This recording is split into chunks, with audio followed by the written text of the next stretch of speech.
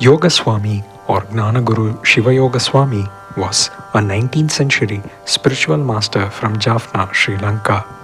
He followed the Shaiva Siddhanta tradition and was the 161st Jagatacharya of the Nandinatha Sampradaya Kailasa Parampara, a denomination of the Shaivism sect that emphasizes the practice of yoga among Hindu communities in North America and Sri Lankan Tamils. Yogaswami was born in 1872 as Sadashivan to Ambalavanar and Sinnachiyamma near the Mavidappuram Kandaswamy temple in Jaffna. His mother passed away before he turned 10 and his aunt and uncle raised him. Known for his intelligence, he often remained an introvert and climbed mango trees to study alone. After completing his school, he joined the government as a storekeeper in the irrigation department in Kilinochchi, located 100 kilometers from Jaffna.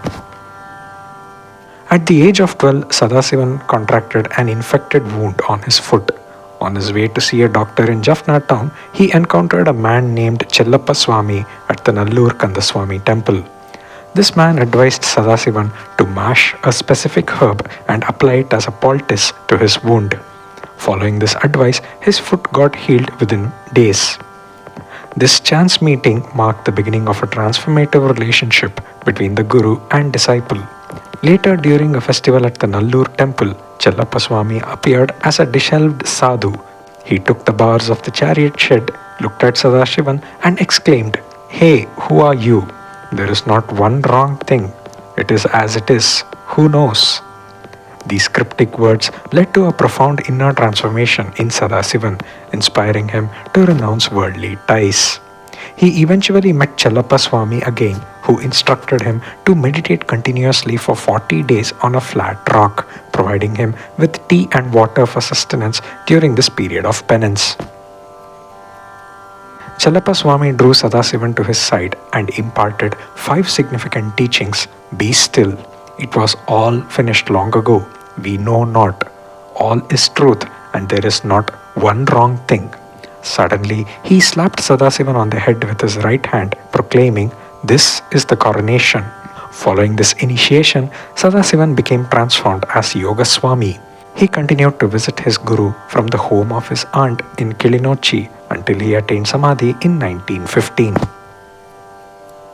After renouncing family ties and his job, Yogaswami dedicated himself to intense austerities under an olive tree on the Kolumbatturai road near Jaffna. His practice involved meditating for 3 days and nights without moving or seeking shelter, then walking long distances on the 4th day before returning to repeat the cycle. Although he initially drew away those who approached him, he eventually welcomed a few sincere seekers. Later, he settled in a house near the olive tree at the request of devotees. Day and night, Yogaswami immersed himself in divine consciousness, waking at dawn to worship the holy sandals of his guru. Devotees noted that when he sat in perfect stillness, a crow perched on his head for several minutes, mistaking him for a statue. His divinity became evident, drawing crowds who sought relief from worldly sorrows. As a result, he became known as Illathu Siddhar, meaning the perfected one of Ilangai or Sri Lanka. Devotees described Yogaswami as a simple person with grey matted hair, sweeping the garden near his hut with a broomstick. He welcomed visitors in perfect English with a chuckle, saying, "I am doing the job of a coolie. Why have you come to see a coolie?" Yogaswami possessed the ability to read minds and arranged for a breakfast of idlis and bananas on a banana leaf without them asking. He encouraged followers to pursue self-enquiry to know thyself, and often reproached those who attempted to worship him with flowers and lamps. Some devotees claim to have seen him simultaneously present in both Jaffna and London. In one notable incident, while Yogaswami was interacting with devotees and preparing to board a train from Colombo, a few close followers urged him to hurry or risk missing it. Yogaswami assured them that the train would not depart without him. True to his word, the train experienced engine trouble and did not leave until he arrived and boarded. In 1889, when Swami Vivekananda arrived in Jaffna, a festive procession welcomed and took him along Kolumbatturai road. As he approached an olive tree where Yogaswami later performed intense tapas and attained enlightenment, he disembarked from his carriage. Swami Vivekananda remarked to the gathering that the olive tree would become a sacred spot in the future, describing the area around it as an oasis in the desert. At that time, an 18-year-old Yogaswami had not yet attained enlightenment.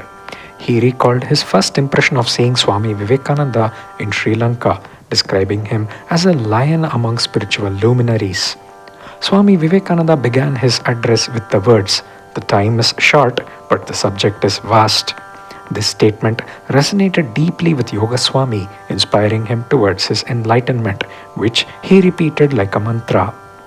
During his pilgrimage to India, Yogaswami met Bhagavan Ramana Maharishi, and the two spent an entire afternoon in silence by facing each other without speaking. Upon returning to Jaffna, Yogaswami told his astonished devotees, "We said all that needed to be said." Yogaswami conveyed his teachings through over 3,000 poems and songs known as Natchindanai or Good Thoughts. He urged seekers to follow dharma and realize God within themselves. With his divine vision, he understood what was best for each spiritual aspirant or devotee, guiding them accordingly. His teachings embraced the paths of bhakti, karma, and jnana, and he did not discriminate based on caste, creed, or religion. This openness led Buddhists, Christians, Muslims, and even atheists to seek his spiritual guidance.